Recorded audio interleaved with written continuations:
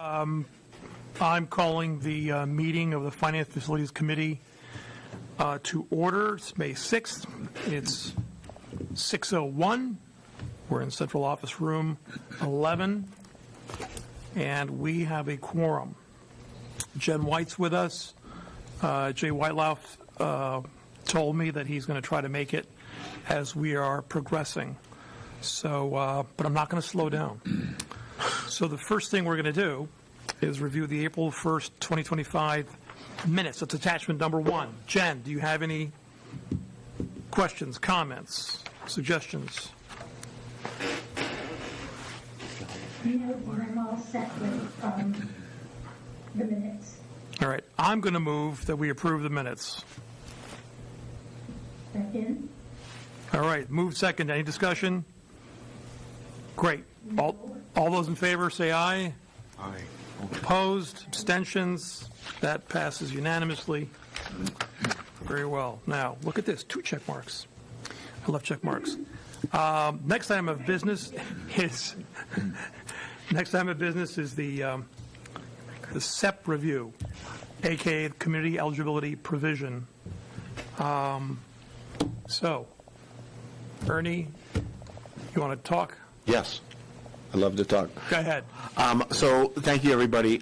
So tonight I wanted to talk about the community eligibility provision, and I'd like to share slides if I could. Please do.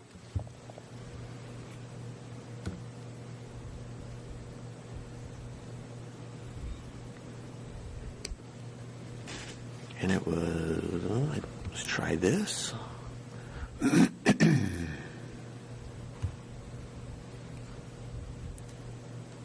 Perfect. Thank you for being prepared and having the slides.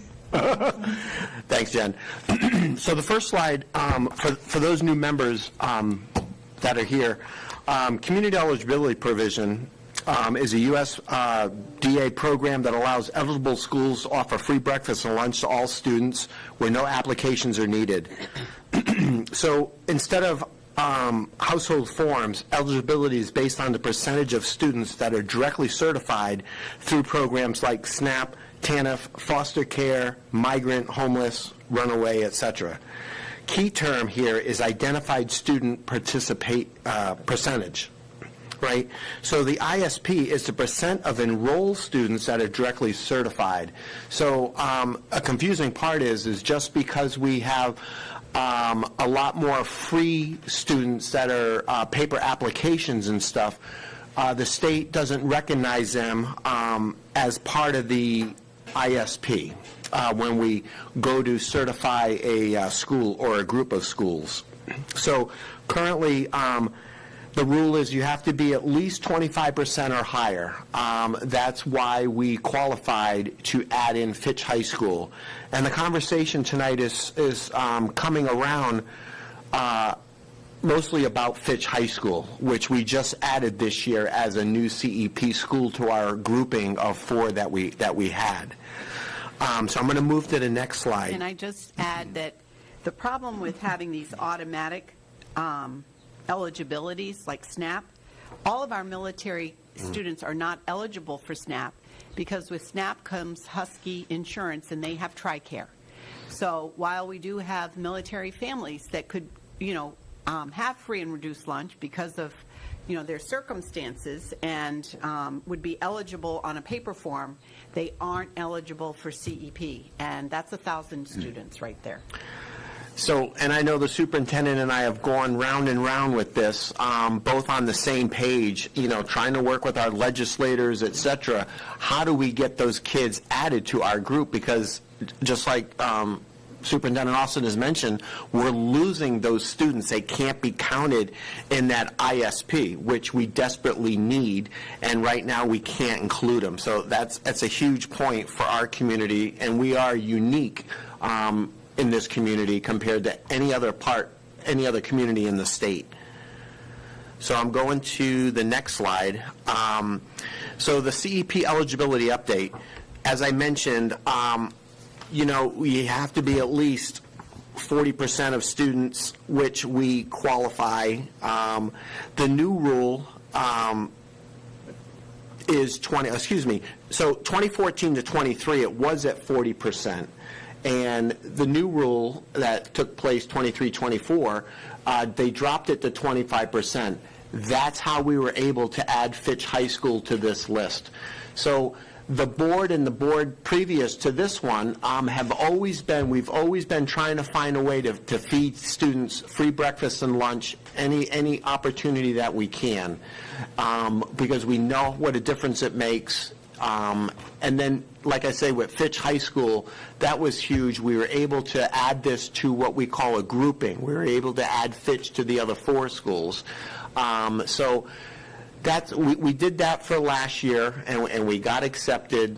So the formula is they take that ISP, the Identified Student Percentage, multiplied it by the 1.6, and it comes up with what we could get paid percentage-wise.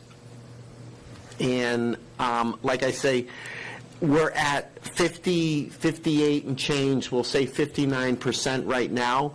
With the 4 schools previous that we had, we were at 68, almost 69%, so that made a huge difference. And I'm going to move to the next slide so I can show you what that means. All of our programs are doing really well. As far as our after-school program for snacks, we were able to get that implemented at Fitch. We were able to get the middle school added, and a lot of that is because working with Superintendent Austin last year, we were able to write a letter to the state because the state was recognizing Ella T. Grasso as one of our high schools, and when you have 2 high schools in your community, you can't qualify for what they call area eligibility. So we had to tell the state that one of their own schools they were counting as a Groton school, but it really wasn't, and it took a little bit, but between Susan and Susan, our counterpart at the state, worked together with a letter and everything, they finally understood that tech school is one of their tech schools. So we only have 1 high school which made Groton for the next 4 years area eligible, which now opened up that snack grant, which is valued at about $36,000 that we're doing free snacks to the athletes and stuff after school. But the one thing that I've lost revenue on, which I didn't consider this, and the whole discussion tonight is the CEP for Fitch that I'm concerned about going forward. I'm not going to be able to maintain. It's not sustainable, unfortunately, after we went through all this work to get this put in place. The reason for it is I've lost my supply chain funds. So right after COVID, 22-23 year, we were given $149,252 to help offset our costs. Everybody knows and realizes the cost of goods and how expensive they are. Well, with no additional meal reimbursement per meal from the federal government, they gave us supply chain issue funds. Last year, I got $132,795. So how it was supposed to work is every 3 years, that supply chain would drop until it leveled off after about 12 years. But unfortunately, when September came around, August really, we learned that, oh, by the way, the supply chain revenue is not going to happen this year. So I was immediately cut $132,795 that I was counting on to help offset my costs. I did not expect that. None of us did throughout the state. We all lost a ton of money. The district has done a great job. They've cut way back on the catering. Last year I did $45,000. This year we're only doing $16,700.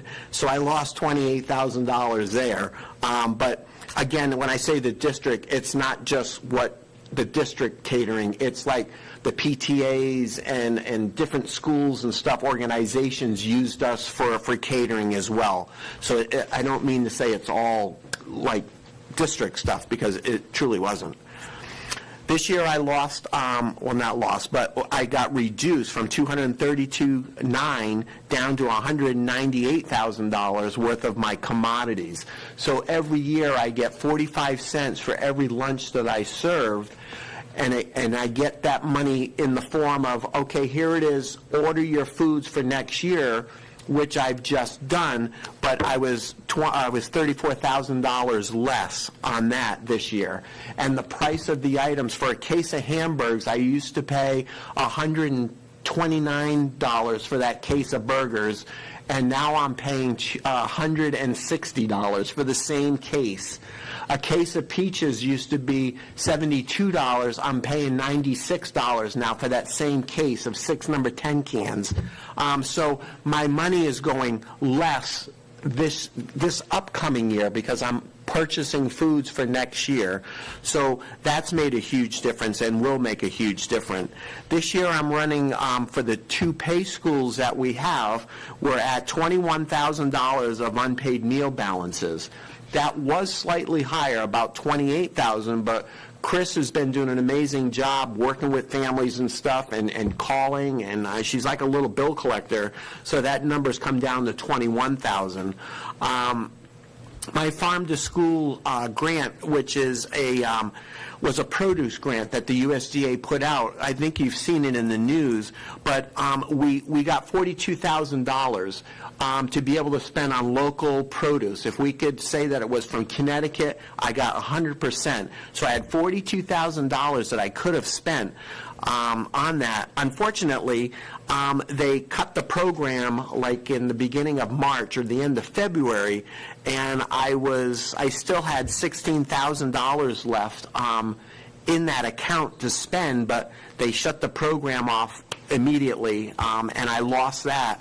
And next year I was scheduled to get $42,000, so I lost $66,000 potentially in produce that I would have had no problem purchasing. And last but least, I had we got the shipping container grower. Well, that's different. That is a state grant, so that one's fine. But it was my farm to school. I'm on a 5-year track with them, and this would have been year 4 that I would have gotten $100,000. First year was designing and implementing a farm to school. Second year was implementation. Third year, which was last year, which was again implementation, continuation, and this year is implementation and continuation. Again, my 5-year plan. So unfortunately, it got kicked back what we were going to do for all of next year. So they took away that $100,000 as well, which was part of the farm to school grant that they've eliminated. So I lost $382,000 for next year already. So I'm concerned, and I'm going to the next slide, is because. And this is confusing for parents. I get it. As a food service director, Chris and I, we try to tell our parents and try to tell you guys, okay, here's what's happening. So in March 2022, all students received free meals during COVID. If you remember, we were out in the neighborhoods handing out free meals, breakfast and lunch. I mean, so that was great. Right? And then came 22-23, September to January, free meals continued for all, under state waivers, which was great. We started things, everything was going good, if you will. And then January 23 to March, the free meals ended for all students, and now it went back to, if you remember, last January was terrible. We had to tell families, gee, we're so sorry, but now you have to put an application in, or if you already have, if you were designated free or reduced or full pay, now that's what it is. And then the state got involved and stuff, and everyone tried to figure out a way, geez, this is terrible to switch the families back over in the middle of the year. So in April, they finally decided, so it was free meals for all once again from April till June 2023 to the end of school year. We paid for all the free meals again. So you talk about confusion. And then when we started school, 23-24, it was free breakfast for all, but lunch eligibility was still in place. So we fed everybody regardless of what category you were in, free breakfast, but lunch you were back to if you were free, pay, or reduce, right? So currently, 2024, September this year to 25, all students that are qualified for reduced price are getting both lunch and breakfast paid for. So those numbers there are just crazy, and how confusing it is for our family, right? So this time we added, this year we were able to add Fitch to the grouping, what we call. So my problem is right now, and I know Ray is listening too, but we're running about $554,000 to the negative with the sheet that he printed, but the one thing we didn't take into consideration was $125,000 reimbursement that we just got from the state that we were supposed to get in November. So for the shipping container, it's $250,000. We could ask for $125,000 up front, or 50% of that grant.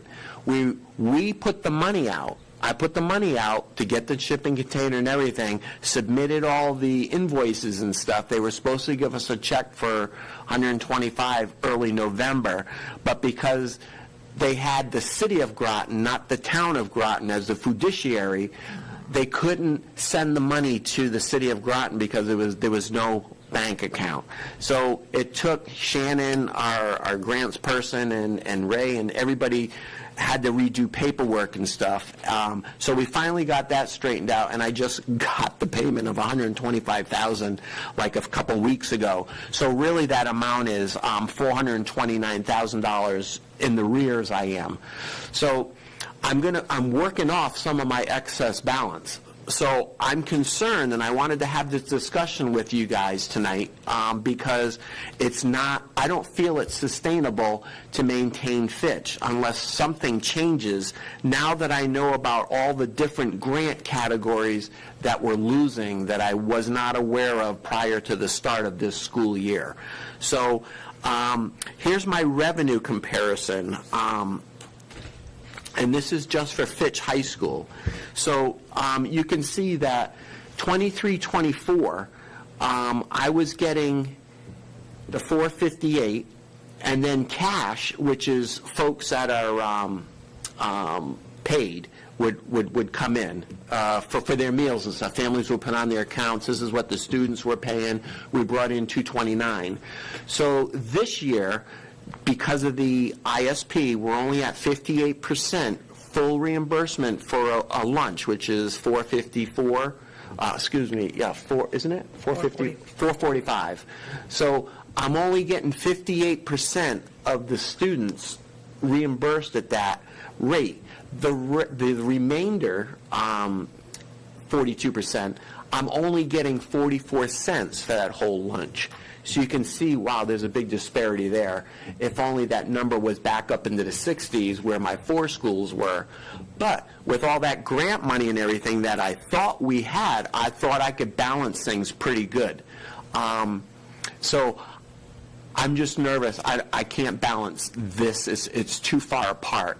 And I do apologize because this is not the night to bring this to you guys, but I have to bring it to you sooner rather than later. I don't want to wait till August and say, oh, by the way, I think I'm going to run out of money.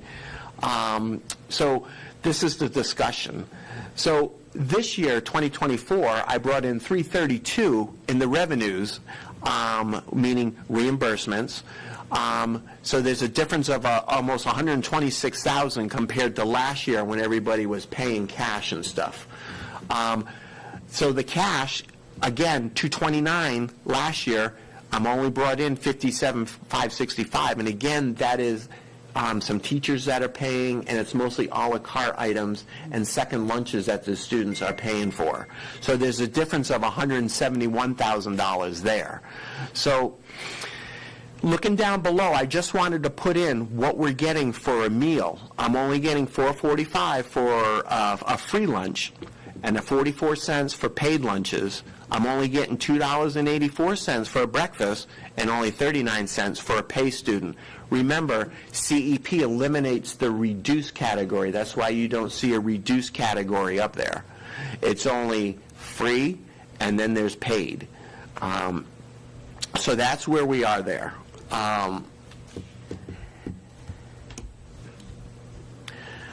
So this is a comparison of Fitch High School. So if you look at the number of meals that I served, the lunch paid was $5,307, and then I served 7,812 free meals. You could see the revenue there. The CEP lunch total was $37,098, and then we got the breakfast was $11,097 for a total of $48,195. Versus if I was non-CEP for Fitch, looking at the numbers, because there's your reduce added in, we would have brought in $54,247, or a difference of roughly $6,000. This is 1 month. So imagine that if we did $5,000 to $6,000 a month for 10 months, we would be about $60,000 better that way there. And then if I had my grant money and everything else, carrying the district, we would have been so much better off. Like I say, I'm pretty confident that I could have balanced this. I've never seen it like this in the last 15 years. I've never been faced with this situation in the last 15 years. That's about true for everything around here. So, I mean, I'm just overly concerned, not overly, but I'm concerned that I'm not going to, this isn't sustainable, and I need to have this discussion with you guys. And I've talked a lot about the changes and stuff. We've been lobbying. We've been up to, Chris and I both, we sit on the PP&L committee for School Nutrition Association of Connecticut. We're doing the best we can, talking with our legislators. I go up and testify the importance of free meals for all. There's 11 states in this country that have figured out how to pay free meals for their kids. 11 states. And yet one of the richest states in the union can't figure this out here in Connecticut. But they've gone back and forth. I mean, right now, the ISP, so, which is the identified student percentage, right? Imagine if we could have if Connecticut would have picked up that difference, instead of giving us 58%, imagine if they gave all of us CEP communities, and there's numerous of us in Connecticut, 100% instead of the 58. Just raise that percentage up and gave us that difference, we would be 100% fine. Even if they raised it to 80%, gave us 80%, I would be fine. I can tell you, Ray and I we Zoomed with our state counterpart and explained our situation. They immediately said, Ernie, you guys are not unique. We're talking with dozens of current districts that are CEP in Connecticut who want to come off of it for next year. Nobody is cutting it. You're not unique. I says, okay, because this is the first time this has happened to me. And, I thought it was the greatest thing. That myself, the board have always tried to find a way to feed more and more kids, do snack programs, fresh veggie programs, whatever we can. That's our number one goal. But I didn't expect this. So, like I say, we've lobbied these folks constantly, and right now there's a couple bills that are in. Can you imagine if there's a single reduction of single-use plastics currently there, and it's moving through pretty quickly? It's alarming because it's the plasticware that we serve our kids. It's the silverware, the spoons and stuff. They want us to eliminate it and go to silverware, even for the kindergartens, even for first graders. Or they want us to go to bamboo, which is 23 cents for a spoon. Can you imagine if that passes and makes us all do that, what our costs are? This ain't just me. This is every school district in Connecticut. And that is getting huge momentum. And then they've added little pieces where, if we're doing plasticware, include those little souffle cups that we put the applesauce in, we put the little barbecue sauce in and stuff with the little lid. Can you imagine that? So the other thing is we're all worried about the food waste and composting. It's a great thing. I wish we could all do it. Yes, it is. It's super great for the environment. But at what cost? Can you imagine how many more custodians we would need to hire? How many more trash bins? Who's doing this separating in the cafeteria? Are our little kids expected to do that? And there goes my silverware in the garbage. How much silverware am I going to lose every week? And dishwashers You know? to wash them. And dishwashers. So, I mean, these are my huge concerns when it comes to this. And again, that's stuff that's proposed. It's nothing that's yet in there. And Chris is going to talk a little bit about, we're trying to get free meals. It looks like maybe free breakfast is coming back, but when? For a year. For 1 year.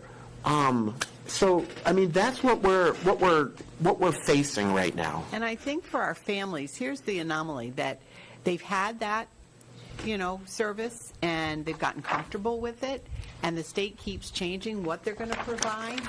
And, I just feel bad because, even at the two schools, one, Charles Barnum, is our most impacted military school, and, they definitely have unpaid bills. And then same thing at Northeast Academy. Those are the only two schools that don't have it. The high school was really, we were so excited to get them on board because of our teenagers and, making sure they were fed well so they could learn. And then they had the after-school snack, which was wonderful because we have a lot of kids, not just athletes, staying after school. And it just keeps changing on our families. And it's just too bad. I know. And, Jen, and I apologize, but I last minute, I did another that is not on a slide, but we have it in our packets. But the last page, it talks about food costs. So in 22-23, because I started ripping every category, Chris and I. We spent the last 3 weeks going through different categories. Where can we save? What can I change? What am I overspending on? Is there a problem? Why are the wheels coming off the bus, right? 15 years, I've never faced this. We've been steady Eddie right along with no change. We have not done, I'm not doing business today any different than I've done for the last 14 years. So when I look at the food category, I've spent $1.4 million in 22-23, $1.7 million 23-24, back down to 1.6 million 24-25. So, I mean, even though I'm saying that the cost of food is up and everything, that number, the 1.6 that I'm at right now, we're going to be adding on maybe another 300,000 or so by the end of the year. But honestly, it's because the case packs are changing. They're going up slightly on the price of things, but instead of a case of 100, it's now a case of 80. The number 10 cans that used to come 6 to a case are coming 3 to a case now. So they're doing the shrinking like they are in the grocery stores. I just got Folgers coffee in for catering. It's a 9-ounce container. It used to be 11. It used to be 13.5, and it originally used to be years ago 16 ounces. So, and then bigger. But they're down to 9 ounces now, and that darn can of coffee is now $6.49, $6.49 I paid today. So, I mean, paper, we're doing great on paper. This year we had a drop in the cost, and even a drop in 23-24, because if you remember, the year 21-22, right after COVID, the town bought us dish machines for the schools because they had the styrene bill where we eliminated styrofoam in Groton. So we said, oh my God, that's what we serve on. And they found capital money and put dishwashers in at Charles Barnum, NEA, Catherine Kolnaski. We never had dishwashers, but now we do. But now, so my paper costs dropped, but my labor, popped up a little bit because I need a dishwasher now to wash all these trays and all these little utensils and stuff. And then I got more purchasing chemicals now, and, that goes along with that. It's a great thing, it is, we're saving styrofoam, but it comes to a cost. Labor, last year I was 1,175. This year I'm going to end around 1,127. So my labor, if anything, is popped down a little bit. And our staff, our food service staff, they make $16.99 an hour. They're non-union. I have 46 members, and only 8 members take health benefits because we just don't offer. We don't have a lot of 6-hour positions and 7-hour positions. I have nowhere to. We haven't gone up on our labor. Labor's not the problem. Honestly, the food, not really a problem because we have the inflation, yes, but it's not overly. My paper costs are down, and my health benefits, yep, they're up, $25,000 compared to last year, but I can't change that. And my repairs are $25,800 this year. Last year was $22,800, but I've had a lot of refrigerators and freezers that go out. We had to redo the condenser in the 1956, Fitch High School walk-in. It finally died. So last summer we had to put in a whole new condensing unit and a unit on the roof. But, my repairs aren't bad. This year was tough. But overall, there's no one category that I can shave from. So I understand what you guys are. It's my loss of revenue between those grants and my CEP. It was my idea to bring this to the superintendent last year, because I thought it was a good idea at the time, and it was, and it still probably is, because we have fed kids free breakfast and lunch all this school year at Fitch. So I count it as a win. But at what cost now? Like I say, I had some variables. I'm a great balancer, but I can't balance this one, unfortunately, and that's why I wanted this discussion with you guys. No decisions or anything, but this discussion, I brought it to Susan, a couple weeks ago, and she thought the same thing, and Ray, I know Ray's there. Later. Yeah. I'd rather get it to you now. Again, I apologize for the timing. It's not the greatest. I didn't know Friday was going to happen, but I was already on the schedule. So that's where we are. And Chris, what did I miss? Hi, everyone. For those of you who I have not met, my name is Christina Roberge. I am the Assistant Director of the Food Service Department. There is a little light at the end of the tunnel, and this just came out yesterday from the State Department of Ed. I'm sure we all heard about summer EBT. So what they are initializing is summer free EBT and summer reduced EBT. Tell them what EBT What's is. EBT?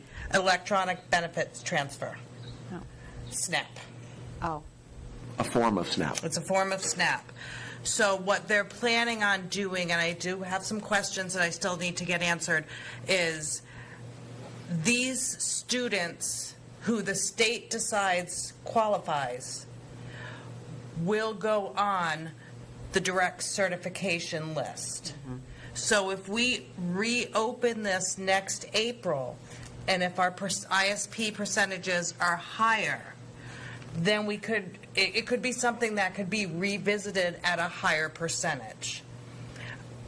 If you estimate there's a lot of families in Groton, and I do believe there's a lot of Navy families in Groton that get the summer EBT. So this might be, So that would help them to get that benefit. that would help them to get that benefit. Potentially. It's only for summer, but they will be on that school year's direct certification list. That's good. Yes, so this just came out yesterday. There's still some gray areas we have to figure out, but it's a little light at the end of the tunnel. Well, and for me, it's such an anomaly because when I first got here in 2014, our numbers were in the 40% range for free and reduced lunch. And last year, they kind of spiked at 54%. And this year, we got numbers between 40% and 67%. So I would say that we're probably closer to the 50, but it's registering as 60-something% at the state. So we do have families in need, and, we are a district that, our kids need to be fed, Right. Yes, most of them, absolutely. so. So I have until May 15th to notify the state if we intend to reopen. When I say reopen, I mean possibly go in and remove Fitch from the current grouping. And then I'd have to recertify the remaining 4 schools once again, which would start their 4-year cycle. Currently, we're in a 4-year cycle, and we're in year 1 for all the schools. So if we will open it up, remove Fitch, we have to recertify the 4 schools. It's not as simple as go in, remove a school, because it's going to change our ISP, which should go right up to, well, we're estimating roughly 62% based on, and it's always based on April 1st's numbers. April 1st or 2nd, depending how it falls. It's never, we can't go back to November, a date in November when it's high, or whatever it is. It's always April 1st. So that's where we are there. If we were to stay on with Fitch, another year, I'm going to be out of money. And I know Ray is on there, and, we've discussed this, and I don't know. I don't think this is the time that we think the board is going to be able to find, for $400,000 or so to float us at the end of the year. I have enough money right now, roughly $605,000 in the bank, down from around $850. We've already had to go into what I call my reserves. We went into our reserves to give me a little cash flow. Again, when I start the school year, keep in mind, I'm about 90 days behind from when I first start serving students to when I get my first state reimbursement check. So usually November, so I'm fronting all this money. Payroll, stocking up the kitchens, in August because they're empty. I'm floating all that money until I start getting my reimbursement cycle. And in theory right now, I'm telling you that I'm $429,000 to the rears. But if I really were to look at it, I have March's revenue and April's revenue in the hopper, which equals $402,000 as of today. So I have accounts receivable of that amount, but I never like to look at it that way. I always like to see where I'm at right now. So that's where I am. Again, I'm open to ideas or suggestions. I mean,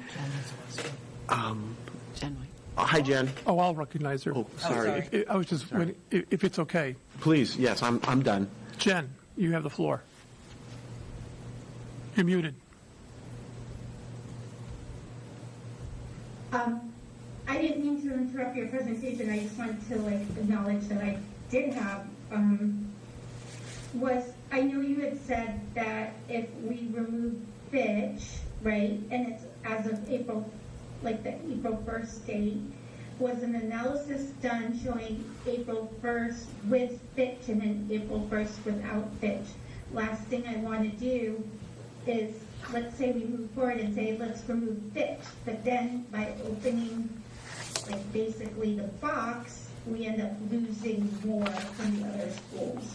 So, has that analysis been done?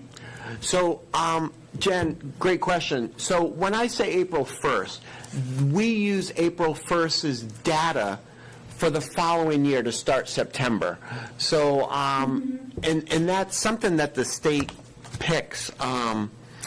So, like I say, we're currently at 59%. We would, with the 4 schools, if we were to remove Fitch, we would be around 62%, maybe just a slight higher, 62.2 or something, but a good solid 62 at this. So 62 is a lot better than 59, believe it or not. It amounts to another $30,000 in reimbursements, potentially. A month. Yes, but so, okay. Okay, so, but then those are kids now. If we remove Fitch, it would be status quo to this year, correct? So they would have the opportunity, if they haven't already, well, they have to for next school year, put a new meal application in, and then it's based on their income, Jen, whatever they are. They could be free, they could be reduced, they could already be SNAP and stuff, so they would pay accordingly, Fitch. Okay. And of course, We didn't have Fitch on there. Do you remember how much we had in foods debt before we started really getting, GoFundMe pages and people Yeah. like coming and giving us checks and all of the different things that you did for fundraising? so what that was? last year, the district had to write us a check, it was like $38,000. And that was for 3 schools last year, Jen. So, I mean, essentially, I took that meal debt burden off of this board, kind of moved it to my side this year, if you will. There's no meal debt that you guys would be responsible from Fitch, just the 2 full-pay schools, which is at the $21,000. Could Fitch potentially next year be $30,000? And if you were to look back at CB and NEA, another 25, it could possibly be 55 next year. So that burden kind of goes back on you guys' end. I almost remember a number like $81,000 when we were at the height of some of our school debt. We were at, well, you're talking about, yes, when it was before we went CEP, Yes. we were at 80,000 and change, so 81. We got it down to 64, and Dr. Greenair wrote us a check for 64, or you did, one of them, somebody did, but the board had to pay 64, but we did an awful lot of fundraising, people were donating, we had some companies donate. This year, man, my wells are drying up. I am looking at foundations now that I've lost my USDA contacts and stuff. They've literally been fired. Some of them are no longer there. So I'm looking at banks and stuff, Walmart Foundation. I'm looking at foundations, but they're all being hit from every angle, as you can imagine. Cool. Yeah. So I do have to say, right, and I don't know, like big time fundraising. You know what I mean? Like, I know. we live in a very generous community. I don't know what the appetite is because of the economy. So, but if we just on the smaller side, right, $50 a ticket for a couple to 100, maybe we could go like $100 for a couple, and then, you know what I mean? Like, I don't know. I know. But I do know that in this town, there's like a lot of people who care about the kids and would go to an event. So that's just like an option that I was thinking of that maybe we could look at. Another we thing talked about too, I know. and this is just me, I'm more apt to like, let's feed the kids, and I know we might not be able to afford it, but let's try to figure out a way, and maybe that's not what you want to hear right now, and maybe I'm off in left field, but times are tough already, and I have always, if we could, like, feed all 7 of our schools, you know what I mean, but like the numbers just aren't there, so that's where I'm coming from, and that's my 2 cents. So Ernie, is it a question of the kids get fed or the kids don't get fed, or is it more a question of how? So it sounded to me that, and I know we were sort of just recapping the recap, that the old approach was either kids qualify for free or reduced or they don't. And we may lose kids in there who could qualify, but they don't complete the paperwork for one reason or another. Don't do it, won't do it, et cetera. And the CEP is a way to sort of blanket and cover everybody. So no longer are we required to individually qualify as students. Everyone's covered, period, end. But one way or the other, the kids would be fed. So ideally, if kids qualified individually and they submitted the paperwork proves their eligibility, between them and the kids who are not eligible, who I guess are not eligible because they're deemed to be capable of paying for their meals, one way or another, the meals are being paid for. So we're really looking at a logistical issue for us. Isn't it easier to be on SEP than off SEP, right? Or is it now sort of SEP for 4 schools versus SEP for 4 schools plus Fitch, something like that, right? So, so we take Fitch out of the equation, we're back to the non-SEP situation for Fitch, which means that if everybody paid, you wouldn't have these balances owed, but there is going to be a balance owed. But on the other hand, we stand to be compensated a little better, the 59 to 61. Is that so? What's the which is the better model? Everything else being equal, no fundraisers, no hope legislation passes, everything as it is right now. No big fundraisers, no changes in legislation. What's the economically the better model for us? Certainly CEP. Certainly CEP is the more preferred because it removes the stigma.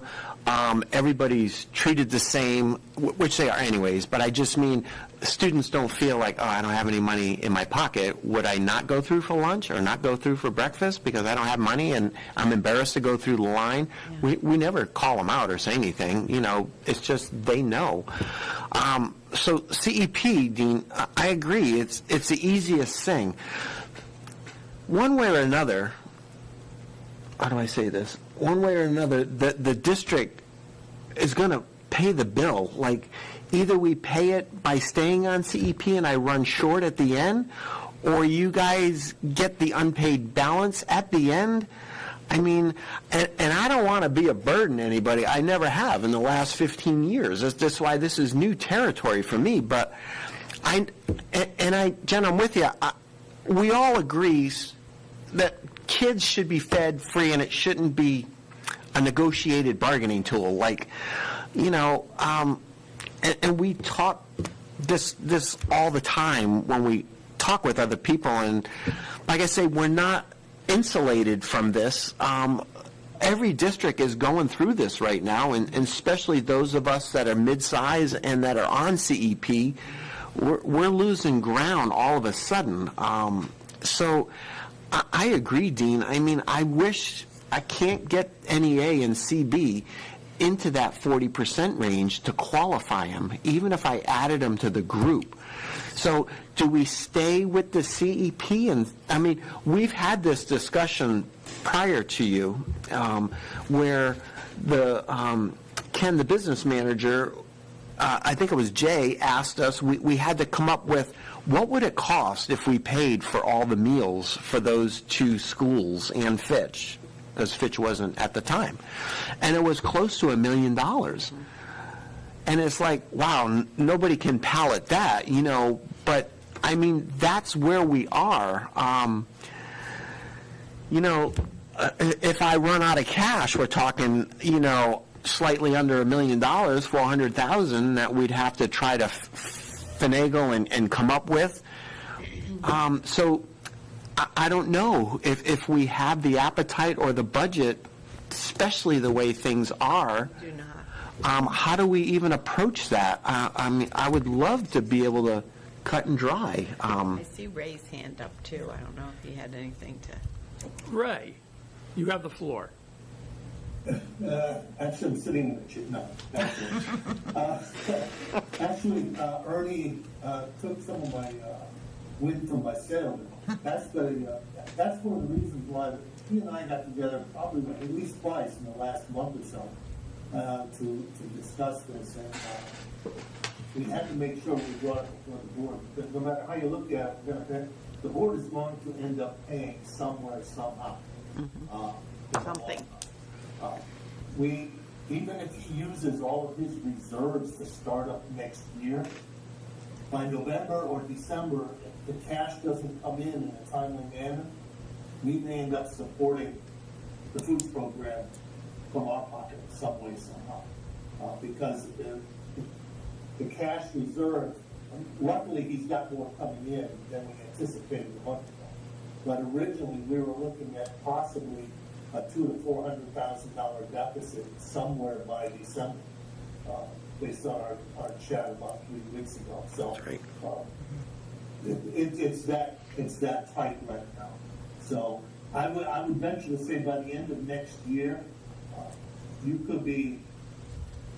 I mean, it's a far way to look, and not seeing how the mix is going to come out. But I think my recommendation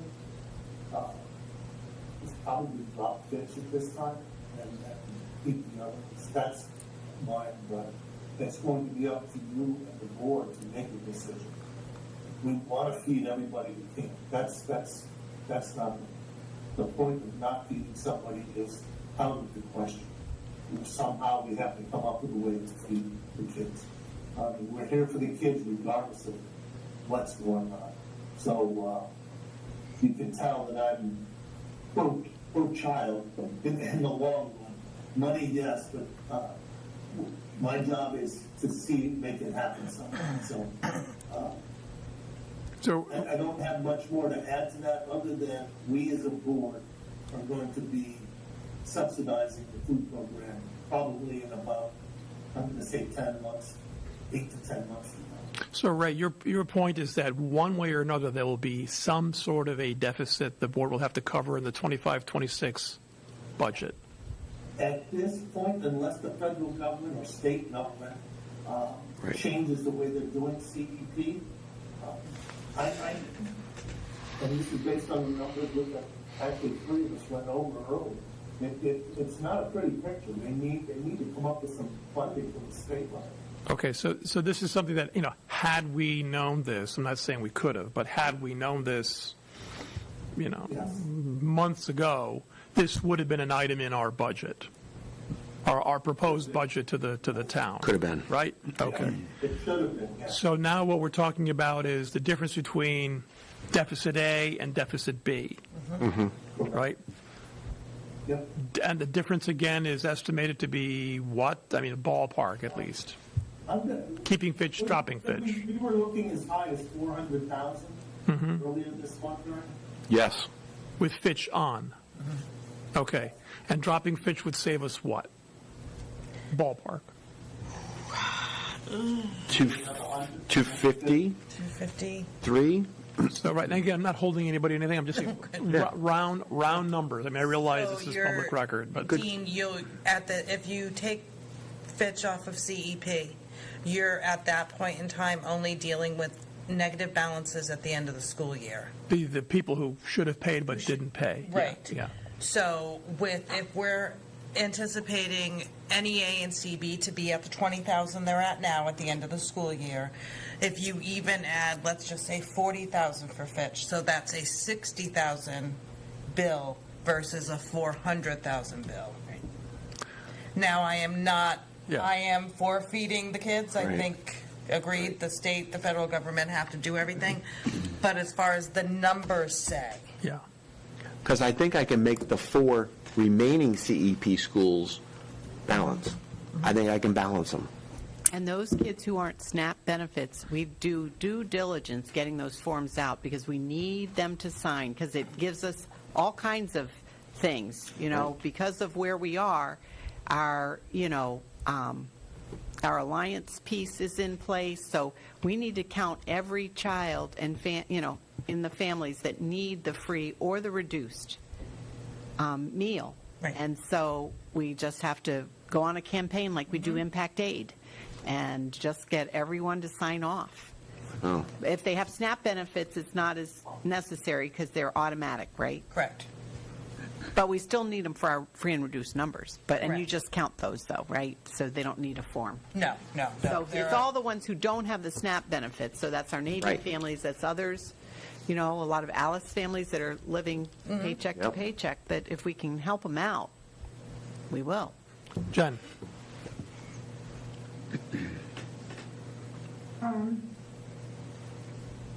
So going back, if we leave Fitch as is, the people will need to apply, which is what they're doing this year, and the people who can pay will just continue to pay, which is the same as this year.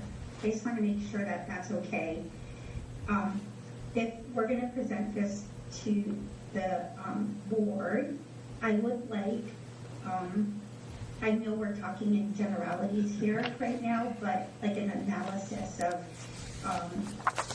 if we keep fish included, this is the amount, granted, plus or minus, and then if we exclude fish, plus or, this is what the amount would be, because we know the number of students on April 1st, because that already passed.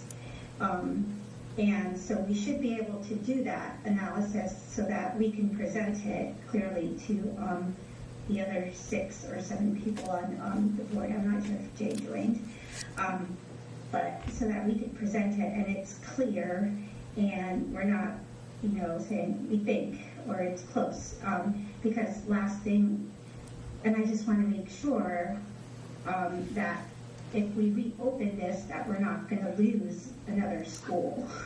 That's my fear, right, of being reduced lunch because we opened this, and that's where I'm coming from.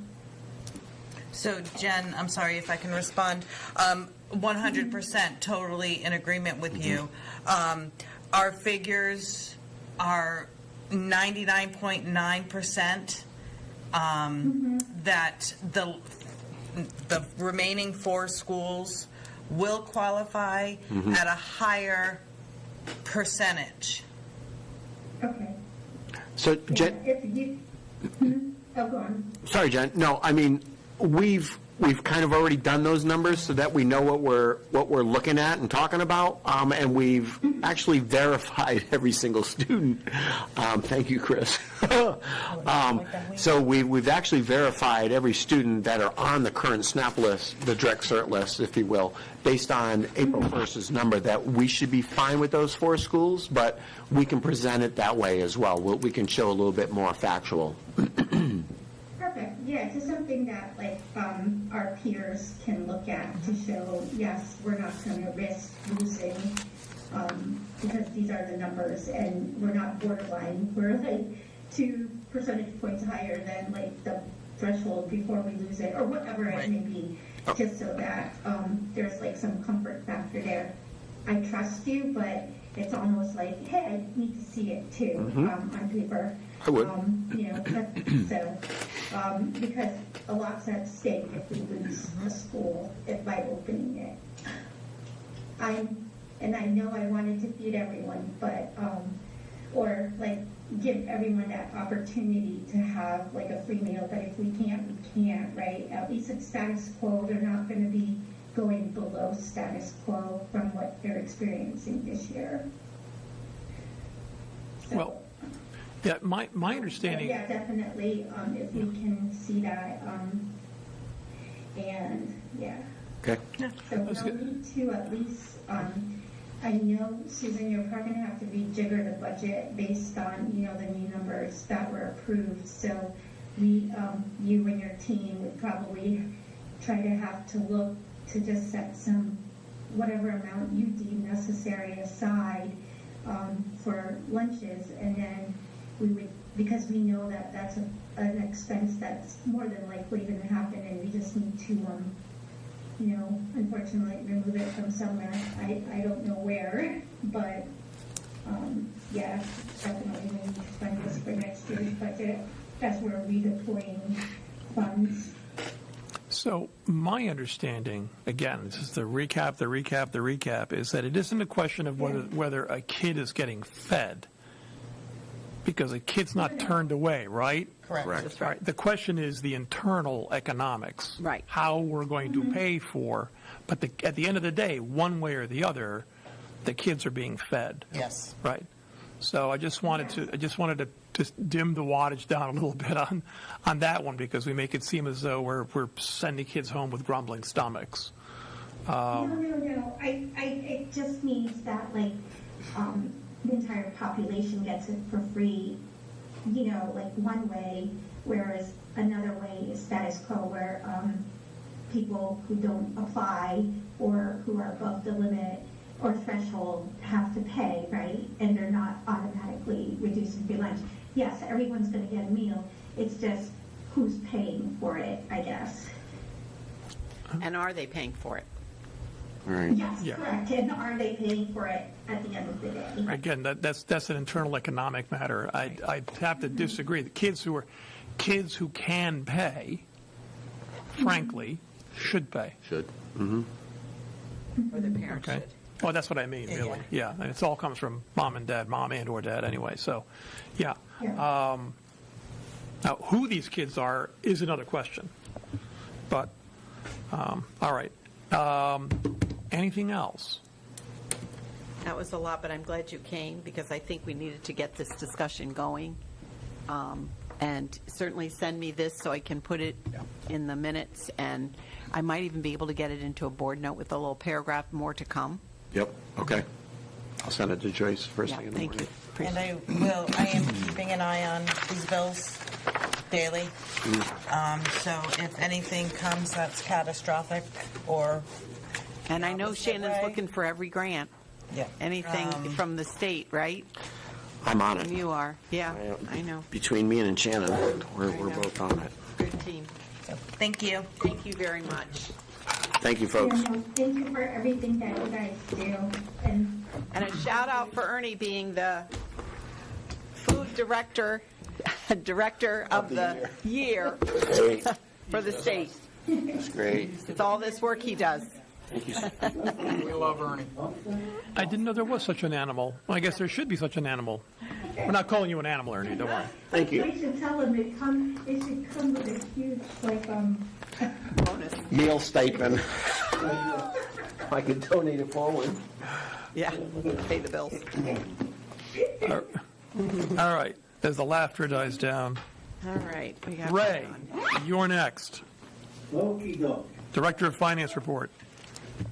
I did not do a narrative this week because I tried to keep it short this week, although it grew a little bit in the last 12 hours or so. But I'm going to try to share something. Let's see. We'll start with that. What you're seeing is we're going to be presented to the board. We received a $17,000 donation from General Dynamics, Liquid Ghost, for the STEM program for summer school, For our elementary. elementary STEM program. We actually did receive a check already. That's being held within the account right now. But in order to formally receive it and accept it, we need board approval. When the accounts will approve it, I believe we need RTO too. But I just wanted to make you aware of that. That was just received. Okay. Second, and I'm going to try to share. Stop sharing this. Second, we're going to, let me see, let me share this screen. I've got a lot of things on. Can you see where it says, which one are you seeing? I see links for staff. That's the one. Okay.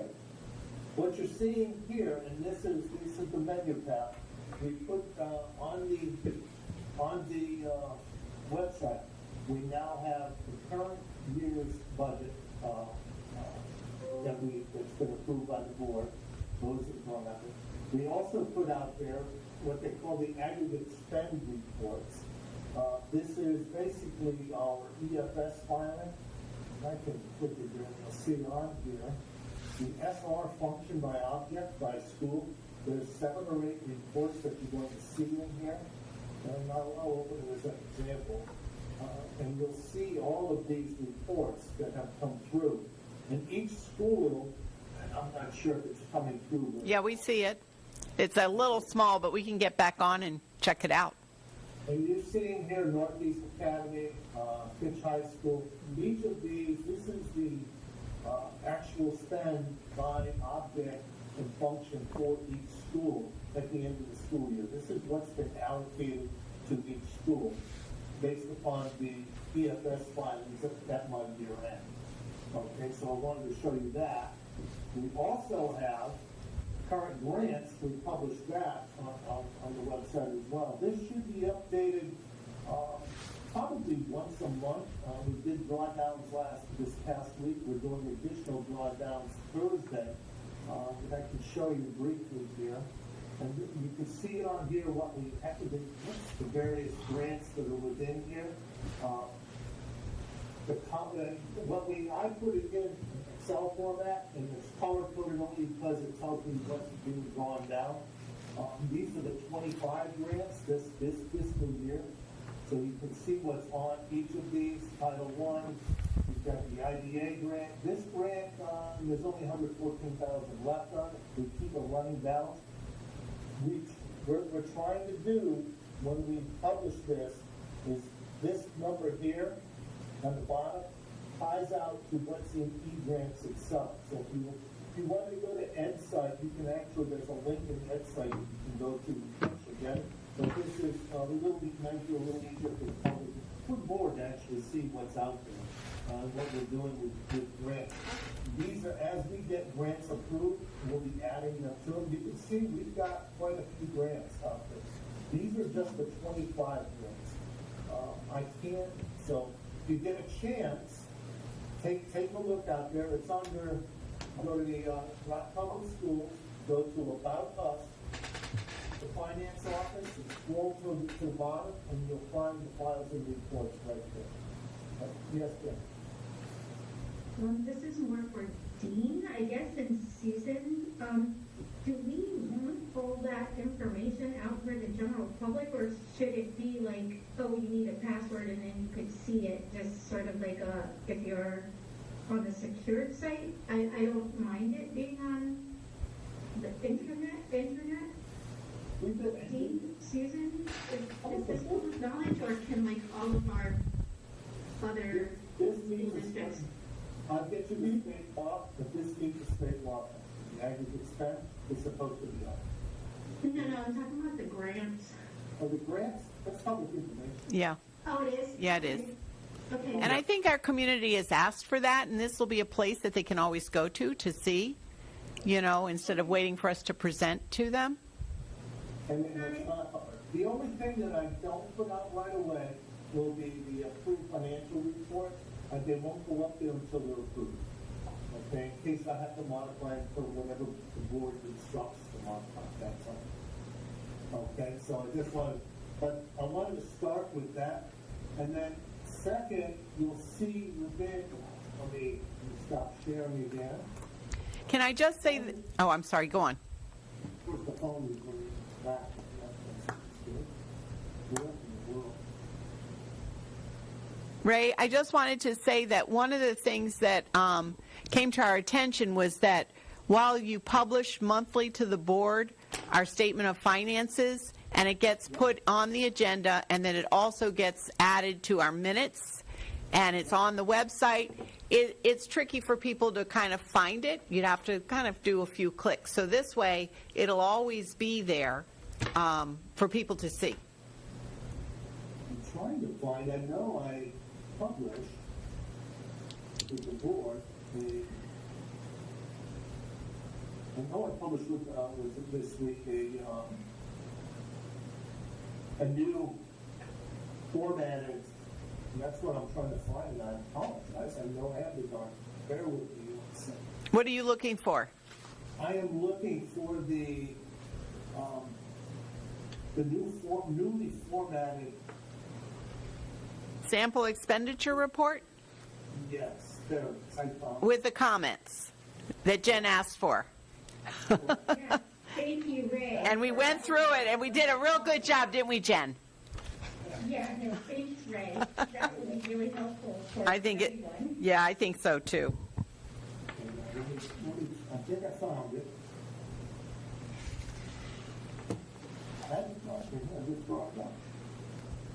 I would point out there are some jurisdictions, actually, there are a lot of jurisdictions that actually have their checkbook publicly available online. And you, on the one hand, you go, wow, great, I could actually look at the states or the counties or whatever, the checkbook. But frankly, you don't often get a lot of information from them because they're not going to dress up the codes. They go with their internal codes. Yeah, that's true. Regarding what the check was for. So you see an amount. Yeah. You may get an idea of what the thing was for. They're not hiding anything. It's just difficult for somebody who's not initiated into the bookkeeping system to make out exactly what that check was for. But there are many jurisdictions that actually have, you can go look at all the checks that were written this month. For all the good that'll do you when you don't get the codes. The darn thing does not really. Well, Yeah, oh, you think you got it? Oh, there you go. yeah, fine. Sorry about that. I've got so many files open, I was clicking on the wrong one. I am, for now, and this is for my own edification as well, I'm keeping these highlighted so that I know I have to go back in and manually adjust many of these encumbrances. And that won't be until right before the last meeting of the month. This is still the same report that I published last week. I did add the column that we spoke about. And most of this is, many of these are like custodial. You know that it's the custodians. You have a surplus in there. Why we have a surplus?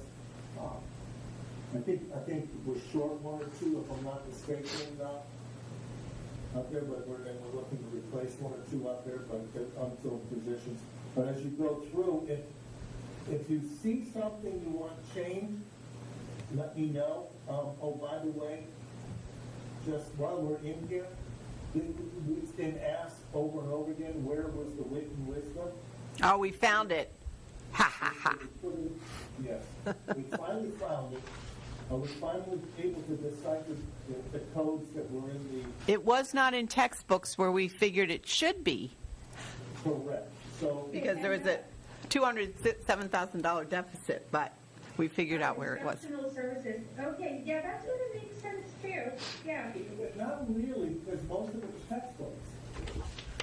So that's why it was charged down here in this line here, 640. That's why it was charged in the 640 line. So I'm going to be requesting a budget transfer from. Which line are you on that we found it? We found it in 321. It's on page 2. I found it third of the way down, a quarter of the way, right here. It was in here. This line should have been about $80,000, $82,000. That's why you have an available balance of $293,000 right now. It should have been put against the 641 one. Excuse me, the 640 one. So we're going to be asking for a $300,000 budget transfer from the board for approval to move that funding to where it belongs. I could transfer the actual expenditure, but the right way to do it is to ask for a budget transfer and move the funds from the other line to this line. Okay? So I want to do it. I mean, this is where there's always been questions asked about transfers. This is one of the times that a transfer is required by us to do it. Okay, so we will be asking for that. So to update the actual budget to where it should have been. It was trying to see if there's anything else. Some of these I didn't do much here. These are math supplies, different things like that. I did not fill any of this in. So what I wanted to say about that, though, is because I just had breakfast with the AGSA union, and remembering that the past 3 years, we've really had to tighten our belts to get through these budgets because we've had things that were underfunded. That's my concern even about next year. So we've really prioritized our spending and used grants when we could. So you see that there's, leftover money in the supply accounts because of that, because we really haven't been utilizing them the way we've needed to. So I just want to bring that to your attention. although we will be spending quite a bit over the next month. Yeah, You'll see, you should see some of that coming down. yeah. We have been giving, like there were some library books that they wanted to get on order, and so, they've come to me, and, we've very thoughtfully processed the things that have been more immediate. Okay, so if you want to see something else in here, Jeff, shoot me an email or something, let me know. I spent the better part of 2 days going through things and trying to look at things that I would want answers to, but then again, I could be looking at it with a different set of eyes, okay? So, Jen? go ahead, Joe. Let's see what hand up.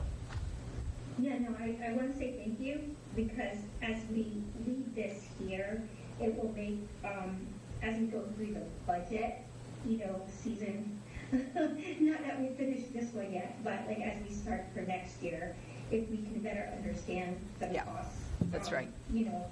And what's coming through it, I feel like it's going to help us next year, so thanks for doing that. And obviously, as you have more time, so thank you for doing all of this for now, and then as we get more time, some of the other ones that you think may require, just a little bit more information, put it in there.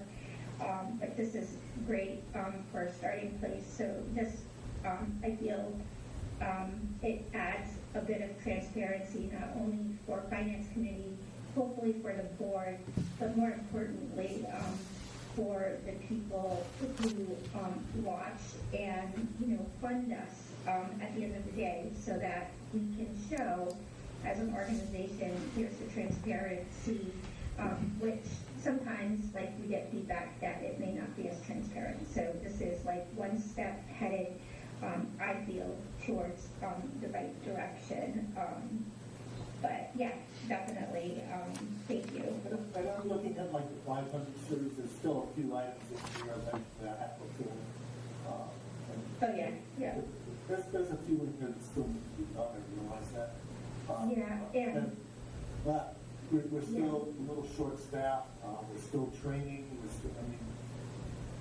there's a lot of moving parts right now in that business office, so we're trying to, as a matter of fact, since Jody left, I'm doing most of the grant work now. Yeah. I'm doing some of the excess cost plans.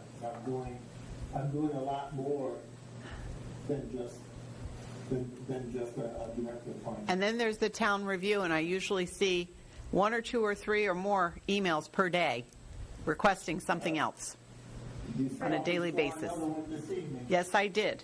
Yes, I did. yeah. Yep. Before we move forward, line 541, minority recruitment, is there a way that we can remove any reference to DE&I out of this? Last thing I need is for somebody to come down on us, because we have references. What line are you on? 541. I thought that was removed. I don't know if it's like a system name change that needs to occur. But this expenditure took place already. This is the 24-25 budget.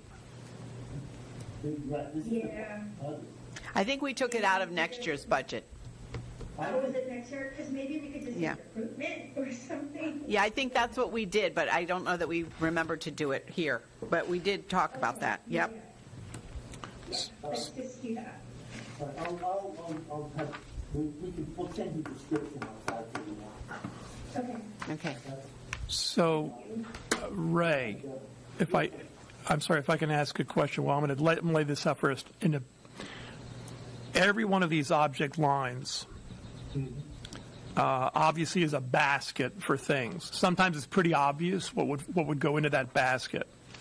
Sometimes it's not. So some people would, you say utilities, the first thing you think of is electricity, fuel oil, natural gas.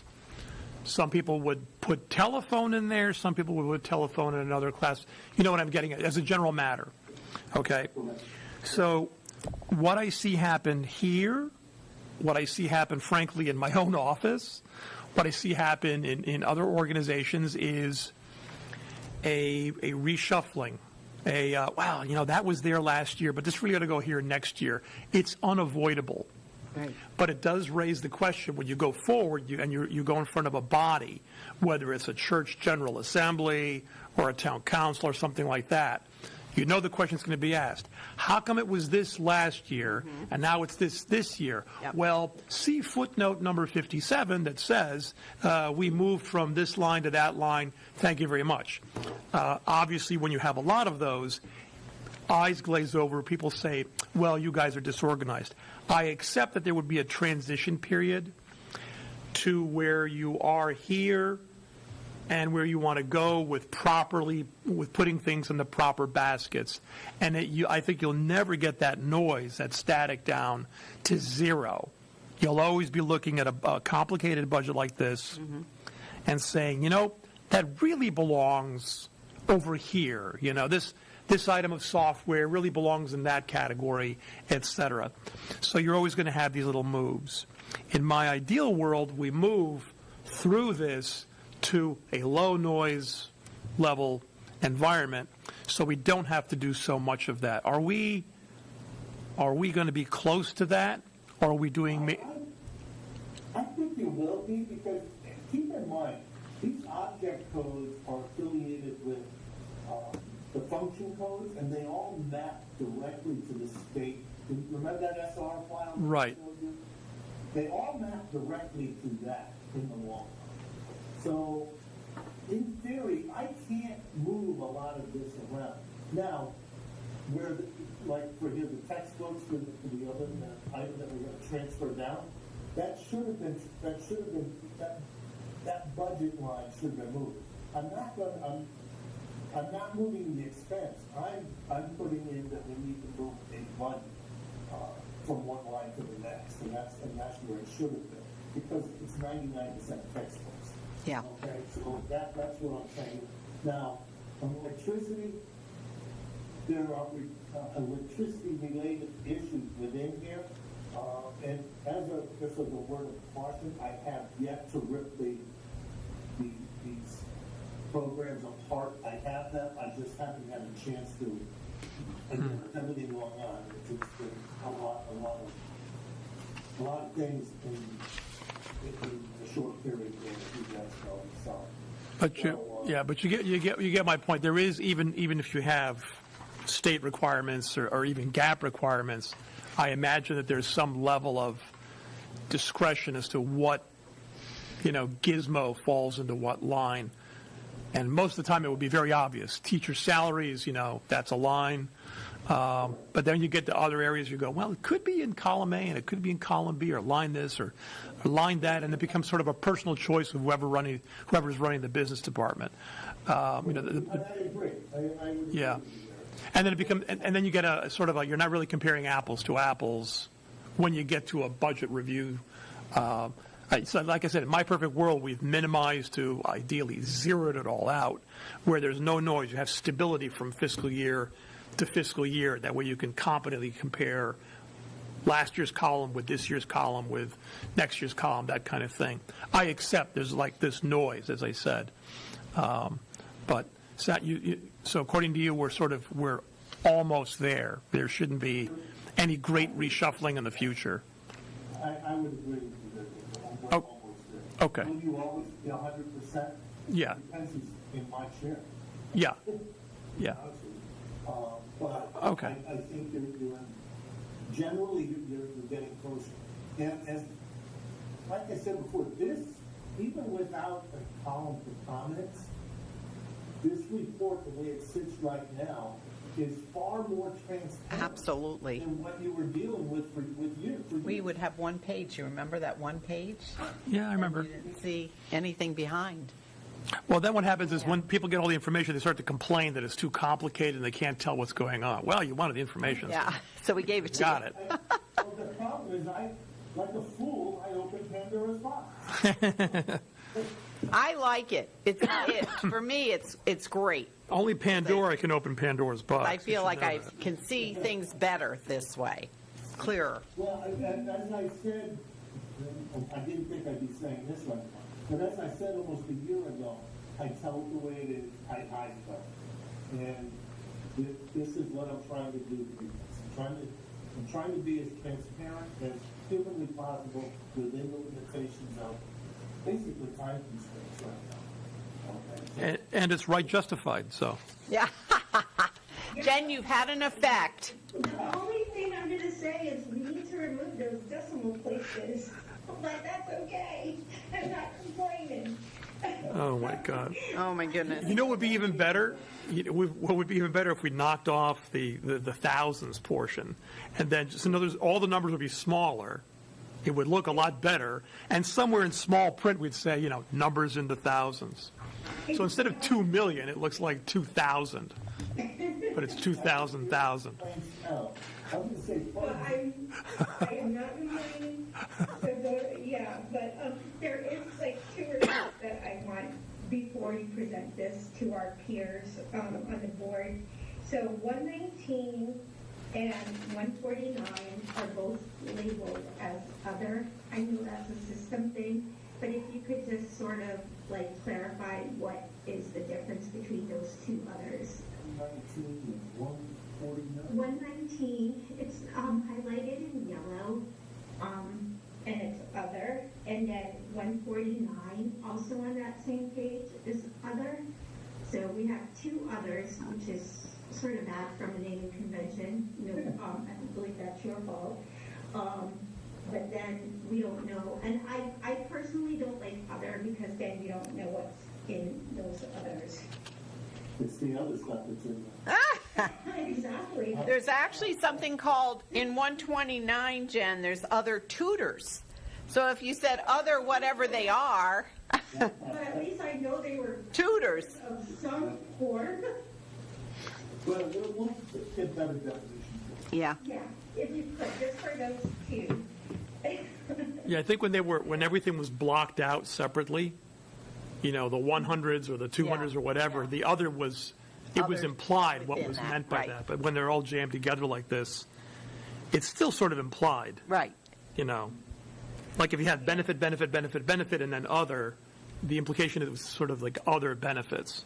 That just happens to be more explicit on that line, but yeah, it's a small thing. Dismemberment or something. All right. All right. You ready for the next one? MDG came in with their report like the day that, I guess you got it spearheaded, and then we got a message from John Burt that it was in. Yep. Okay. So, I'm going to share. But just like I had said, it is a lag because we just got March, and here it is May. So it's always been a lag. I just had the document. The MDG, Yeah. or were you going to put up the utility dashboard? I'm putting up the, no, I don't have the utility dashboard. Oh, you don't? No, not tonight. Oh, I thought That's one thing I have to work on yet. we have it. We have it. Do we? No, didn't. I don't. Oh, no, never mind. No, Nope. we don't. I was thinking it was. Just the 2 health.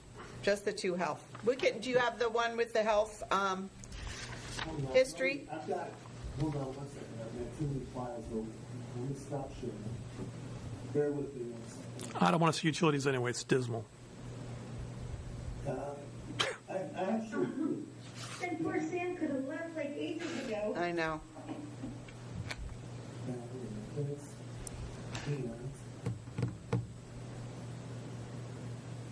Years ago, there were vendors, people in the Yellow Pages, who argued that every other year the Yellow Pages ought to start with the Z's instead of the A's. Just flip it around every other year, just for fairness. I was in Austin. I always like to be first. Except I'm an AU. I don't mind being in the A. Yeah, but you're at the bottom of the A's. I know. I'm an AU. They should flip that too, right? Is everybody seeing the utility report? Yep. Yes, sir. Yes. I'm not utility, God, I got it in my. This year is so much better than last year. But this is the healthcare report from MDG. This is what I was waiting for, and I called the next morning, and I asked them when could we expect it, and they were in review at that moment. They expected to send it out that afternoon. John was watching the meeting, and he happened to get a hold of it, forward it the day before I did. So, anyway, not that it matters. No, we're glad we got it. We received the report, and if you guys have, and we're actually in pretty good shape, as you can see. If we look at the year-to-date, we can tell that we're actually not hurting that at all. We've actually got $3.5 million in the reserve right now. Just so you know. I know I have that somewhere here as well. I can't find it on file. That, I believe that's in your package, isn't it, that small? I do like seeing, though, that those nice big blue columns, which are the budgeted costs versus the actual cost in the red, which is less than the blue. So that's very different than what we were seeing last year. And then you're seeing MDG, I did supply an actual report from MDG where they explain most everything that's in this form. So, I'm Yeah. more than happy to decipher some of it for you. But other than that, I don't have a lot of, I'm trying to make sure I didn't miss anything that you really needed or asked for. So what was the number from the reserve, Ray, and how did we get that? Where is that located? Right now, hold on one second. I can pull it up. That's a lot of emails. Oh, it's in an email. That's all right. You just remember it was about 3 million? It's about $3.5 million right now. Well, that's good and healthy. No, so we're actually in pretty good shape there. Yep. And I'm not anticipating any issues there. Everyone stay healthy. Yep, that's right. Eat more. Trends are down, as you can see. So everything's actually looking pretty good. Trends, DOE trends, you can see that. We're actually in pretty good shape. So 89% were, so. Oh, I didn't get those figures, I just got the top page. You got the main page. Yeah. But I think the whole thing was emailed by Jay. He may have forwarded it. This was sent to Jay, I know that. Okay, And Jay, I thought he sent it to everybody. if he did, I might have missed it. Well, he's not here, so we'll blame him. This is probably not. It's probably me. No, it's Jay. He's not here, so it's only fair. I only did the main page. That's what I sent everybody. Was the main page. That's nice, neat, and concise. There are multiple tabs on the bottom. So if you didn't get it, let me know. I can send it to you. Oh, no, I'm sure it's there. For your reading pleasure. Yeah. Did we, like on that financial expenditure report we just went through, like these numbers would end up in, is it 201 and 202? Is that what they're? Yes. Okay. As a matter of fact, 202 is more for the OPEB line, and we'll be contributing to OPEB this year. I'm waiting a little longer before I actually release how much money to that. Because I think they'll have enough in there where we can release some good OPEB payment this year. We're gonna have to catch up on it. Yeah. We didn't make an OPEB last year, did we, Susan? What's that? I don't think we didn't contribute the last payment to OPEB last year, did we? Oh, it wasn't, I don't think it was OPEB. I think it was, I think OPEB was fine last year. It was this year that we had to use it to Yeah. help support the budget. Right, well, that's what I meant, there was nothing contributed at the end of last year. So, but there'll be something moved over this year, I mean, it's an obligation for the retirees to have, you really don't have to contribute Yeah. something. Yeah, we need to, isn't it by law, we need to have a certain X amount of percent, so as long as we're over that percent. Right. And I just want to make sure, I mean, you are correct, there is a percentage, it slips my mind, I don't recall off the top of my head. But we should use, we'll get there, we'll contribute something this year. Well, thank you, Ray. This was a really good report, and we appreciate all the comments. And we can just keep adding to it. It's kind of like frequently asked questions. We'll just keep adding to make it clear as we go along. This is why map format. Yeah. That way we can, if we have to add to it, we will. Yep. But we putting forth, like I said, the approval for that kind of donation. You guys get more donated than I did in 4 years in 2 months. So, Well, it's been a long day for you, so I'm glad you got home in time. I know you've had a lot of travel. last time we were up there, it took over 2 hours to get last. Anyway, that's the end of my report, unless you have more questions. Jen? Anything? Dean, I'm all set. No, Ray, I'm all set. Thank you. Thank Okay. you. Thank you, Ray. Have a good night. Everybody, Bye. Good night. Sam will be short and sweet. hang up. All the lights work, all the grass is mowed, all the buildings are cooled or heated as needed. Everybody's fine. Thank you, Sam. Not exactly. They've been cleaning all of our air handlers. Not quite, going yeah. through. Oh, all right. That we have. Yeah, that has been a nice job. Yeah, I have a few items to report on. So, first of all, we got bad news again on the Barna roof report submission that we sent to the state. It got kicked back to us again. And I'm told that this time there was a difference between the estimate and the second line where the estimate appeared. It was a $10 difference, I'm told. So I didn't bother looking at it. Ray and I are going to meet on Thursday to go over that to see if we can resubmit it to the state again by the end of the day on Thursday, which is in time for this month. Our text dollars at work. Thank you. There were some other things that they asked for that in my 20 years working on school roofs, we've never had to submit to the state previously. But so every time we submit something to the state, they change the requirements. But that's part of the deal. It's not a complaint. It's Insurance just companies do that all the time. They change their codes. They don't tell anybody. Anyway. But the fact that two numbers didn't match up, it got kicked back for that this time. We are seeking quotes regarding the adjustments that need to be made on the HVAC systems that we tested. Remember, we did the state testing on the HVAC test systems at both CK and NEA during last winter break. And there are some adjustments that we need to make there, maybe a couple of repairs, but they're mostly adjustments. So we're working with a couple of different companies to get some estimates on that so that we can get that cleared up. I've got also, we spent quite a bit of time going around checking EV charging stations at the schools, what's operating, what's not. We've got a list of that. We also checked the school lighting. You know that the lights on the schools appear to be on late at night. Well, our custodians there late at night.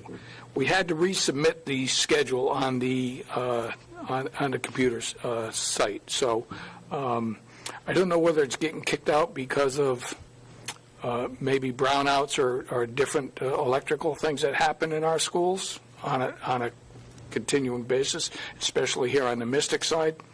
But either way, there's a key system in which our custodians have now been directed to start using those keys and actually turning the lights off manually, and our custodians will turn them on in the morning, which you shouldn't have to do in this day and age, but that's the fallback system that we're going to use.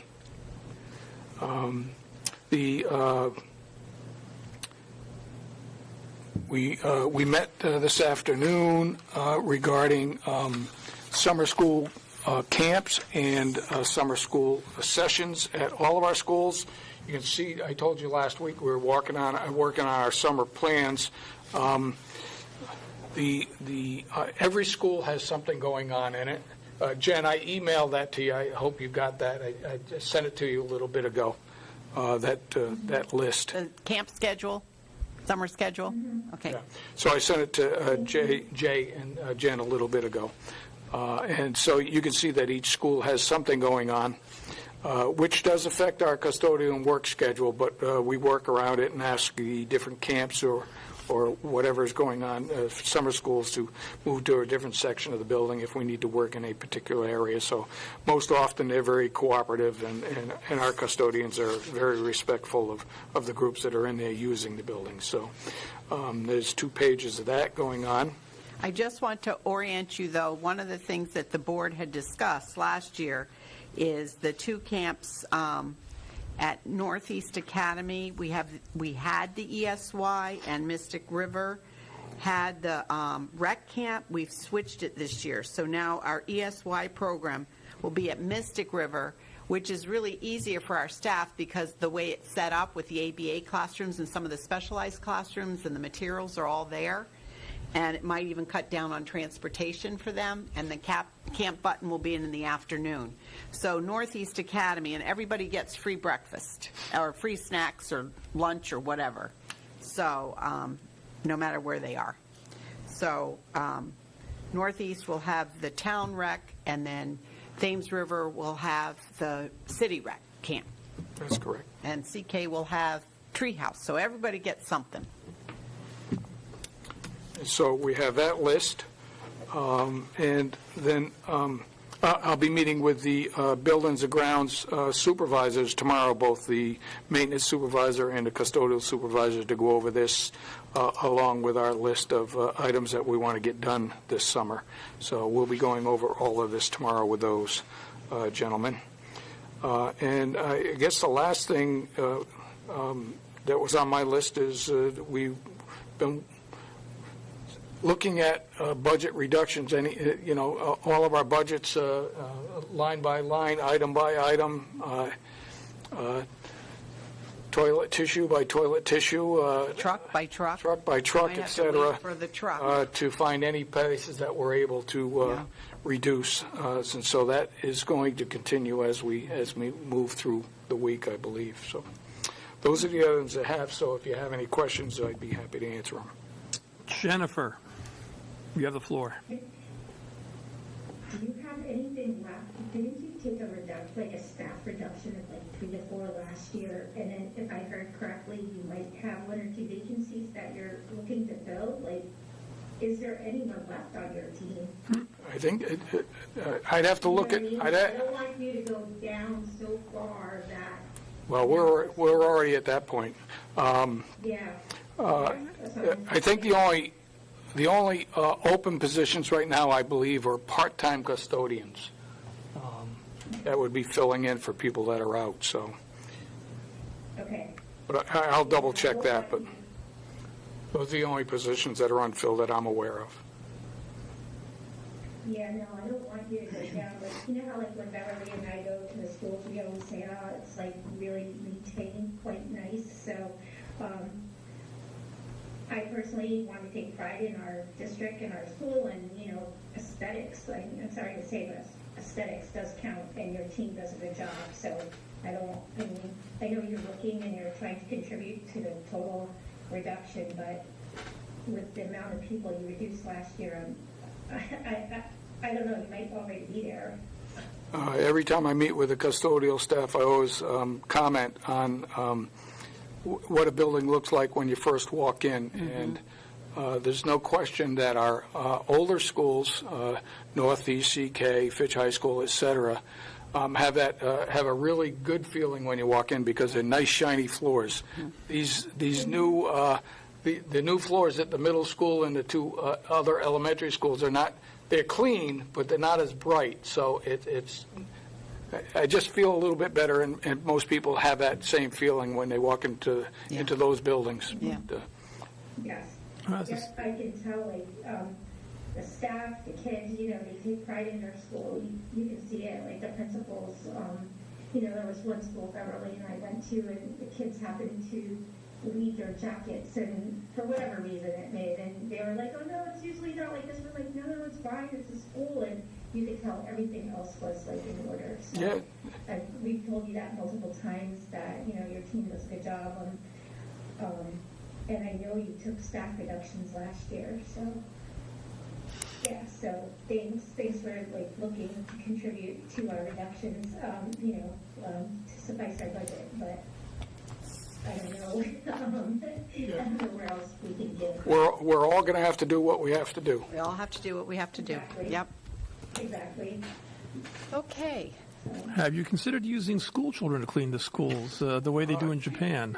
Well, NFA used to do, they had the custodian boys, they used to call them. Really? Yeah, Oh, I so guess they could have had girls, it's but not back in unknown. those days, it was just boys, but. Interesting. There are a couple of schools that actually have the kids help clean up the cafeteria at the end of lunches, in between lunches. They actually help sweep the floors in a couple of instances. Really? Yep. Yeah. I mean, I'm not making a serious suggestion. I'm just saying Yeah, that no, it's just, it's helpful, but, there are again, cultures where it's expected, it's Yeah. not I required. have to say, in our classroom, teachers all give kids jobs. Every kid has a job, and they might change the jobs each week. And I think it builds self-esteem and pride. Not that they're mopping and cleaning, but they all have a responsibility, still to this day. So it's a good thing. All right. Anything else, Sam?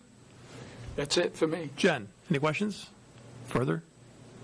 Oh, I was just curious, it's just curiosity, you said you went and looked at our, electric plugs, like how many of them are functioning?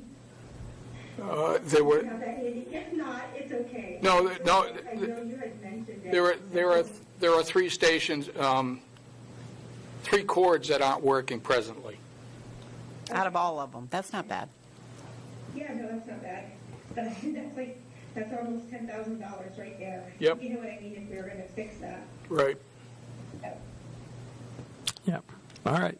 All right. Thank you. Thank you, Sam. I think that concludes our busy broadcast day. So we need a motion. Without objection, I'm declaring this meeting adjourned. Okay. No objection? No objection. No objection? Very well. I haven't We are seen it. adjourned.